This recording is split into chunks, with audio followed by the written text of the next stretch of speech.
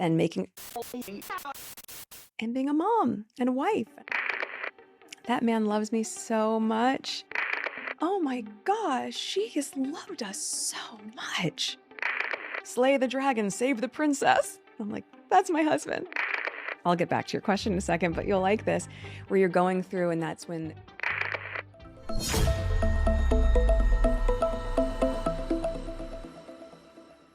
Hey everyone, and welcome back to Scandalous Media. It's Angela here, and my oh my, the show keeps on going. Meghan Markle is determined to make 2025 her year, but the issue she doesn't seem to understand is that too much Meg is destined to reveal the truth, and when it comes to her, that's something she wants to stay hidden. We all know what her spiel is. She got Harry to leave the royal family under fake concerns of privacy, even stating on Netflix that they originally planned to move to Africa, and now she has shed the mask to show us what she wanted all along, and that is using the royal family connections and fame to create an empire for herself, while Harry is thrown in the corner fighting demons she's made him believe exist. And guess what? He keeps losing. He just lost his final appeal in his security case against the UK government, a goose chase that I'm sure Meghan sent him on, while she sits back plotting her next move as the star of the show, leaving him as just the fan off in the corner. We explored this in my last video about them, and today we're going to talk about Meghan's podcast episode on the Jamie Kern Lima show, because there is a lot to unpack here. Be sure to like and subscribe for new videos each week, put those post notifications on so you don't miss the live chat premiere we do for every video, and follow us on our social media. Unfortunately, at the time of this recording, our Instagram has been taken down for some copyright claim, so wish us luck while we get it back. But now, without further ado, let's talk about something we won't be getting back: our sanity after listening to Meghan Markle talk about herself. Charm, use, discard, the Meghan Markle way. Jamie Kern Lima is a successful businesswoman who co-founded IT Cosmetics, and she's someone that Meghan has been trying to get into the good graces of for quite some time. They were at the women's business event in the Hamptons together, and they're also neighbors. However, the feedback to the podcast episode will probably show Jamie why not everyone has welcomed Meghan as fast as she has, and for good reason. The teaser of the episode opened with Meghan crying, which already sets the scene for this episode. It's going to be another platform where Meghan shares her story for the 900th time and complains about the media. So beautiful. Oh, I don't know, I wasn't expecting that one.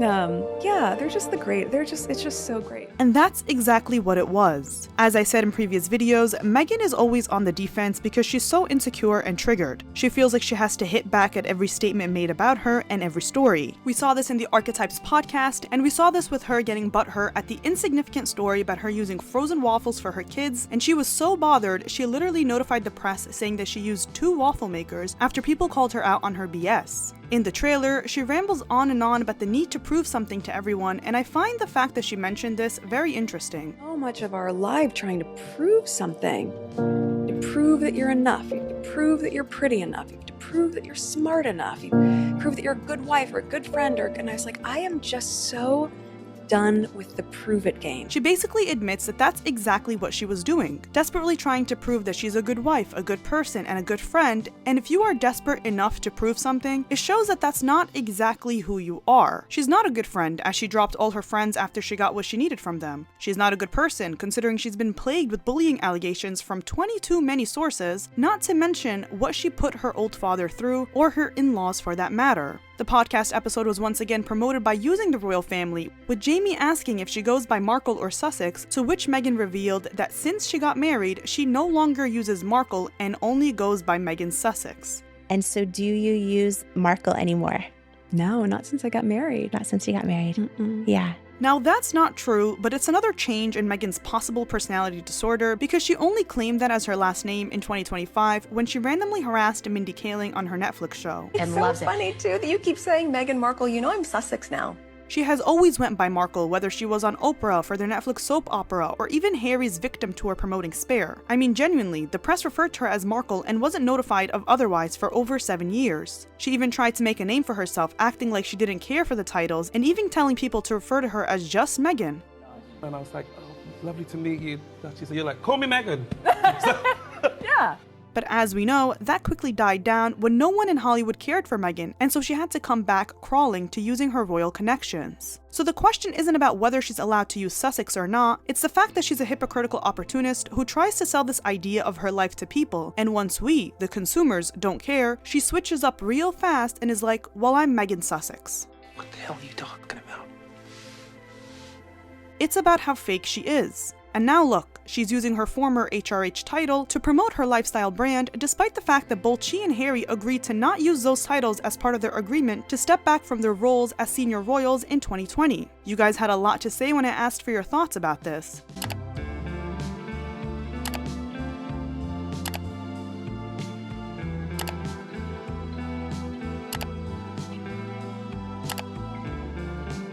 Meghan claims to only use it in private with close friends as her defense to why she's sending PR packages with that title, but that doesn't make it any better considering who refers to themselves as Her Royal Highness with close friends. I thought the only title she cares about was Mom. I thought she wanted everyone to just call her Meghan. Now her close friends are what? Calling her Her Royal Highness? How long until she makes the press refer to her as Her Majesty? What makes this even funnier is when you realize that Meghan dropped off her merch when her billionaire neighbor Jamie had a full house, something she admits to here. Time I had in-laws and all these people visiting. You had a very full house. Very full house. And all of a sudden I get word that, You dropped something all off. of a sudden Yeah. you dropped off this gift basket with ice creams, homemade strawberry sauce to put on top of the ice cream. I don't know what's funnier, Jamie's vocal fry or Meghan getting impatient and finishing up the sentence for her. You dropped something All off. of a sudden Yeah. you dropped off. And the fact that Jamie is retelling the story completely unaware of Meghan's calculated self, knowing that there are well-connected people there, and so she wants to make a point and use her HRH title, is insane. The narcissism is through the roof. The amount of self-grandiose comments she made throughout this interview was nauseating to say the least. It's as if we mere mortals should applaud her for simply existing. At one point of the interview, she stops and puts her hand on her forehead and says, "Oh my gosh, I worked so hard." This is someone who has relentlessly used and discarded of people, even her own blood, to get what she wants, and yet now she's sitting on a beige couch in her sad beige life, praising herself? In an old screenshot I found from her blog archive, she praised her father for all the incredible things he did for her, such as taking her out every Saturday morning, despite working 75+ hours a week as a lighting director, and the blood, sweat, and tears this man invested in my future so that I could grow up to have so much. And where is he now? Exiled, because she found someone else to fund her lifestyle. She won't even let him meet his grandkids. Self-obsessed and hard to be around. My favorite thing about Meghan is how she doesn't understand why people don't like her because she can't see how off-putting she is. This was a theme we explored in the behavioral analysis video. Since she's always in defense mode, she had to hit back at the rumors of miserable side character Harry, and in doing so, she revealed something interesting about herself. She said, That man loves me so much, and notice it's never how much she loves her husband, but it's he loves me. She also praises his tomfoolery in the press, which gives us an insight as to how she likely manipulates him. Watch as she talks about what he's doing to protect their family. out there just constant, like he's just going to do whatever he can to make sure that our family is safe and protected and we're uplifted and still make time for date night. Any wife who loves her husband wouldn't send him to the battlefield where he'll be plagued with media criticism, high court justices, and court cases. But with Meghan, she has him convinced that something is bound to happen to them and their family. So while he spirals in a corner, she builds her brand and name without him. And whenever he's making a fool of himself in court, just like recently with losing his final appeal about getting security when he goes to the UK, and then going on yet another tell-all interview, everything he does is free promo for Meghan. I'll talk about Harry's interview in a different video since there's a lot of ground to cover there. But I admire the desperation to prove how perfect everything is going, meanwhile it's practically a glass house when it comes to their relationship. I feel like it's more of a honeymoon period for us now. He's also a fox, if you haven't noticed. My husband's very, very handsome. Okay.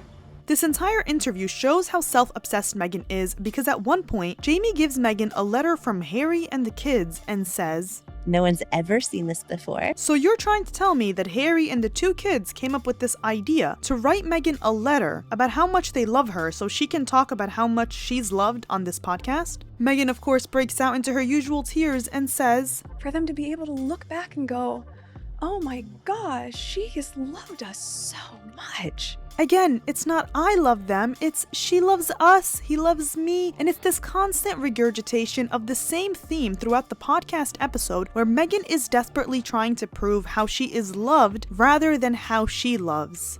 It seems like she's very insecure by her role in people's lives, that she has these big gestures trying to prove that she is loved. Because what does narcissism stem from? A deep sense of insecurity, and Meghan's entire brand has been about trying to prove herself. And in doing so, both Harry and Meghan cancel each other out because while Meghan claims that they're in the honeymoon phase and at their happiest 1 week, Harry is out here claiming he feels unsafe and that history will repeat itself. She makes a Super Mario analogy where she feeds into the story where she, the princess, was saved by Harry and his big bad family. I always think about it like the end of Super Mario Brothers when you get to the final level and what's the goal in Super Mario? They're like, slay the dragon, save the princess. I'm like, that's my husband. This is a grown woman, by the way. Who exactly is the dragon in this scenario that Harry slayed? His father? His brother? Catherine?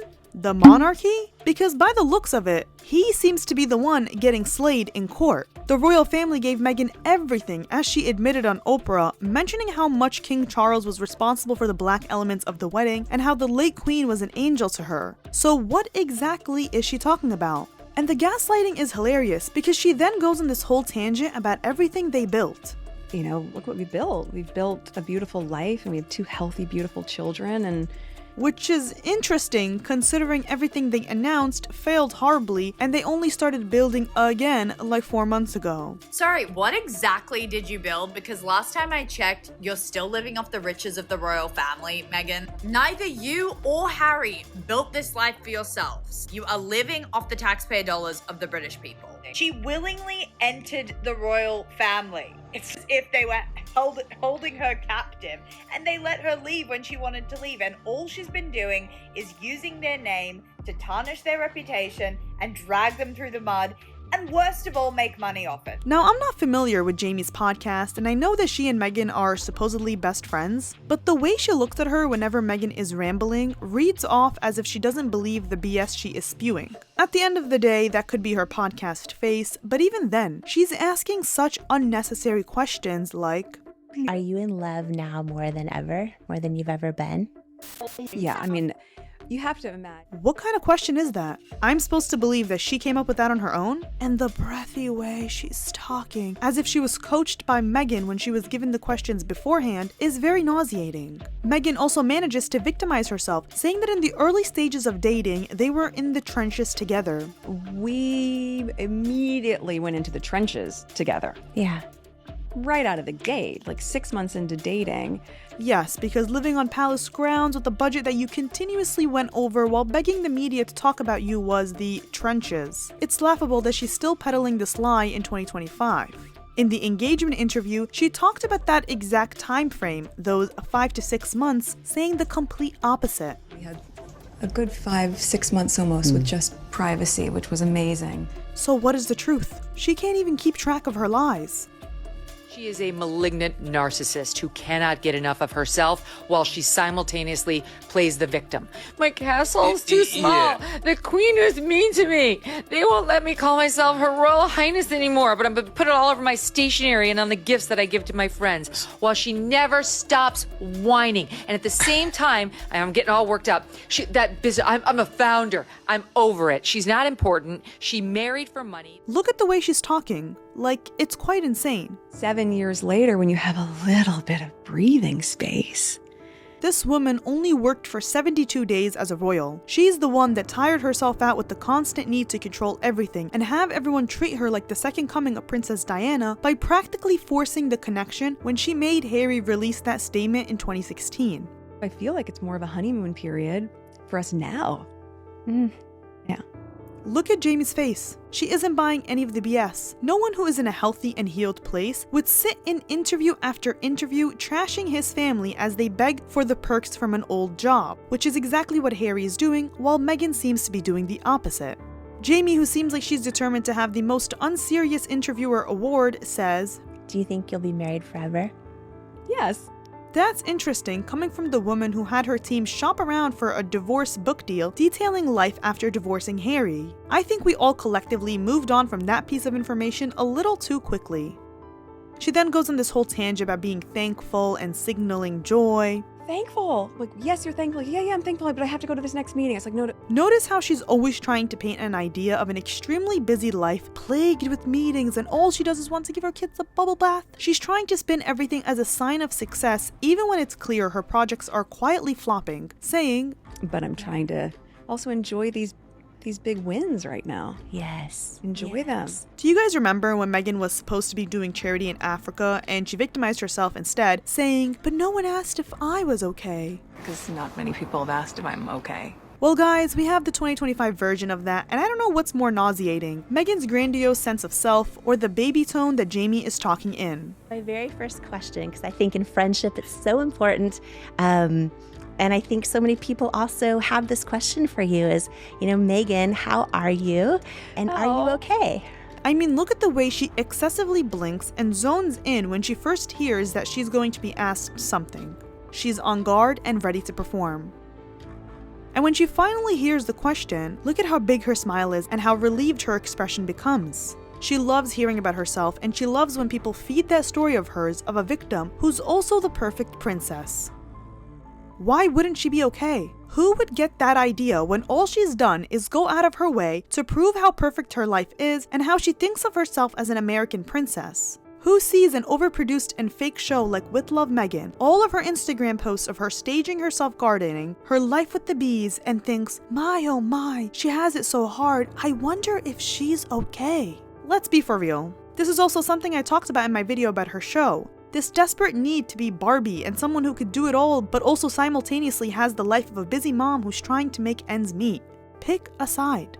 When asked if she ever feels unworthy, she said, Do you ever feel unworthy?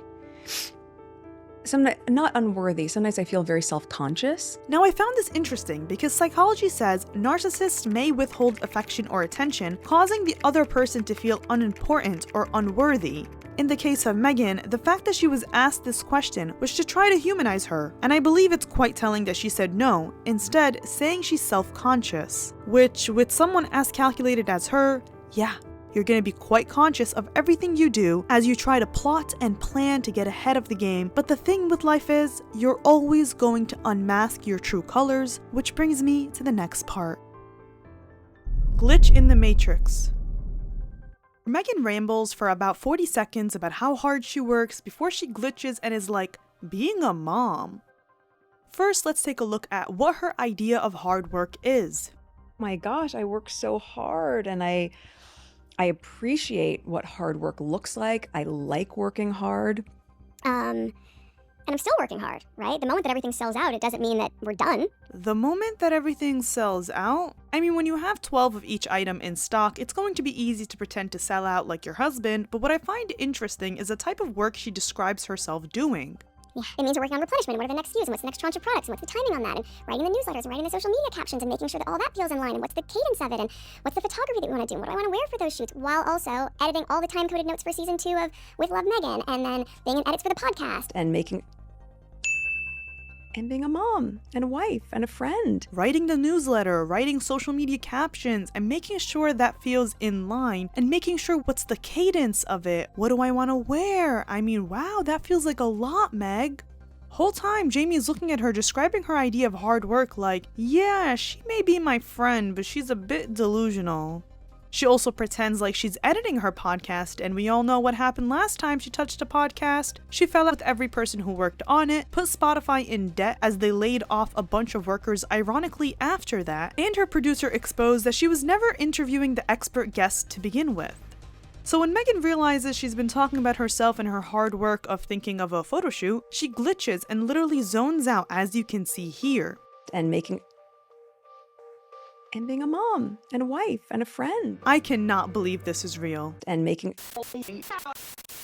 being a mom and a wife and a friend. Jamie's also a little weird and trying very hard to be relatable, and I guess to do that is to claim that Meghan will love her even if she doesn't shower. And you still love me even when we get together. If I haven't showered, it's still all the same. What the hell are you talking about? One of the most bizarre moments in the interview was something that I told you all would happen in my recent videos, and that's Meghan reclaiming this idea that she has a lot of impact that results in the Meghan effect, which Jamie reiterates to her here. There's this thing known as the Meghan effect. Yeah. Look at her face. She is so self-satisfied, like, oh my god, me? Yes, I hold this much power in my life. Yeah. She's then asked about how that makes her feel, to which she basically says it makes her feel great because it'll uplift Brands, essentially saying that she helps small businesses when she wears their clothing, which works as free promotion, and then their sales increase. The issue here is that she made similar claims about the Sesta Collective bags, stating that she invested in the company because of its ethical standards, only for an investigation to reveal that she essentially invested in a sweatshop where women in Rwanda reportedly earn as little as 82 pence for an 8-hour day. So that's one thing. Another thing is how I told you Meghan would take credit for things she has no right to. Remember when I mentioned her Shop My Instagram page? It included links to brands associated with the Wales kids, so when those items sell out later because of that prior association, she can then take credit for it, kind of like she's doing now. The Meghan effect. She's known to copy, or I guess take inspiration from, other women who do things first, but then she swoops in like, yeah, I was responsible for that impact. Or the choices I was making that you didn't have to say a word, but it would move product for small companies or allow, even when we were living in the UK, a small company in Scotland able to, hire 50 more employees, or small businesses who would take women out of positions of being trafficked and instead give them jobs. And by wearing those jeans, I knew it was going to allow them to save more women. Oh my god, the savior complex is through the roof. Apparently, just by Meghan wearing something, she was able to stop women from being trafficked. On what basis is she making these claims, especially after the Sesta Collective scandal, which she never addressed? The delusion lies in the idea that she sees herself as some kind of saint, that simply by wearing clothes, she's saving lives.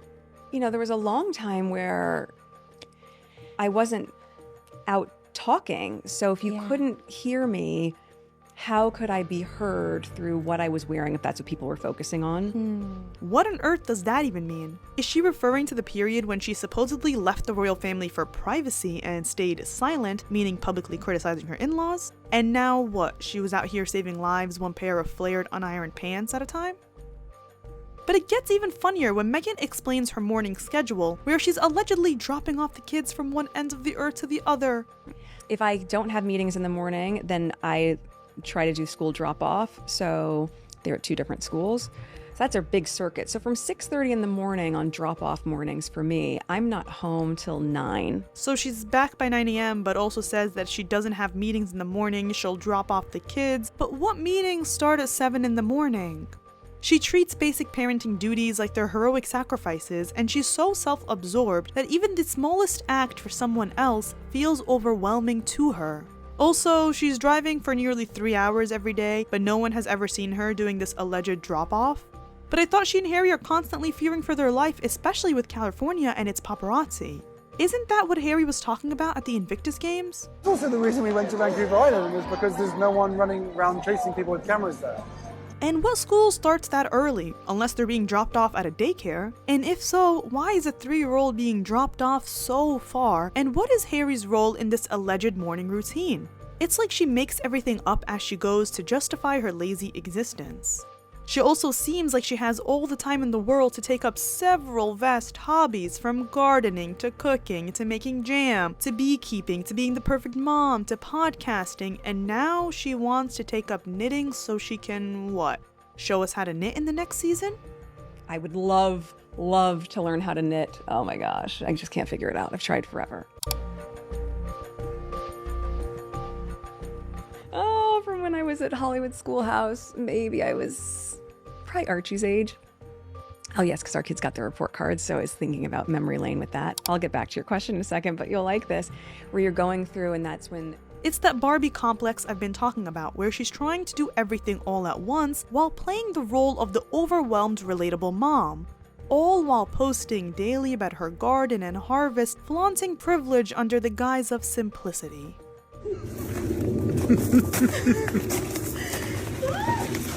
That same tone carried into one of the funniest and most bizarre moments in the interview, where Meghan shared her genius idea of setting up an email address for Archie and Lily so they can one day look back on random memories. I'd created for the kids these email addresses that sort of like... names again that you would never guess, that I will give them at some point in their lives when they're older. But before I go to bed almost every night, I email them.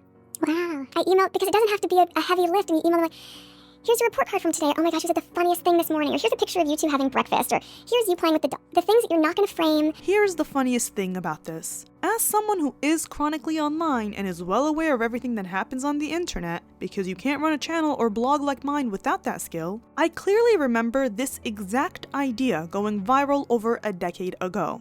Actually, here is a Reddit thread from 11 years ago talking about this specific idea, and I remember seeing it on Twitter 10 years ago and thinking, wow, that is genius.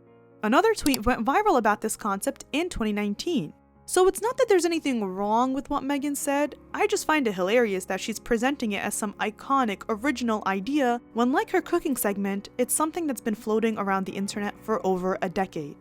But you can tell, once again, it's all about feeding her ego, especially when she starts crying and says, oh my gosh, she has loved us so much. And that's, I think, the best part about being a mom. It really gives the impression that everything she does is more about validating her own ego and insecurity than anything else. But hey, maybe I'm reading too much into it. What do you guys think?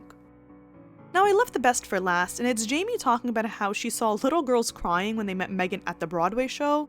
I saw so many photos different people had posted from you at the Broadway show. I saw little girls crying. Oh. Like, little girls so excited to meet you. You're so sweet. Which all you see is how self-satisfied Meghan is.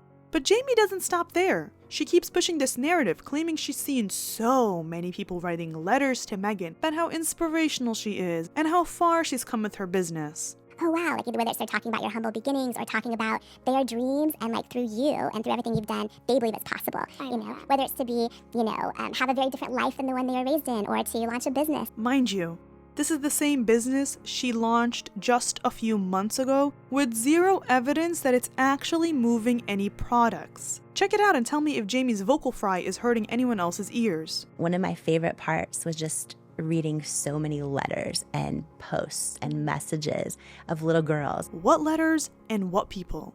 Who even writes letters to celebrities anymore, especially ones they have no access to? This isn't 2008 when you could write to the Disney Channel and maybe hear back from your favorite star. But you know who does obsess over this medieval fairy tale version of herself where admirers send heartfelt letters like it's some royal court? Meghan. And given her obsession with control, it's hard to believe that she didn't personally hand-pick the details Jamie shared, or even script the whole thing herself. Anyway, after all this, there is growing pressure on Prince William to have their titles removed, at least according to what's being reported in the US media. And it looks like Harry and Meghan scrambled to respond because People magazine quickly dropped an article claiming that the British monarch can't take away their titles. Wow, they were fast with that one. And while that is true, parliaments can remove titles and the Honours Forfeiture Committee can remove honours, but they would only do that after that person has been found guilty of a serious crime. Meghan and Harry aren't allowed to use their HRH titles, but apparently they're not necessarily removed, and this made people reference the letter patent by Queen Elizabeth that was issued a few days before Princess Diana's divorce that did remove the HRH style for the wives after divorce, stating that wives who divorced a prince of the United Kingdom would no longer be entitled to the style Royal Highness. While Meghan and Harry are scrambling, Us Weekly dropped a cover story featuring Princess Catherine and Princess Charlotte with the headline, "What It's Really Like to Be a Princess."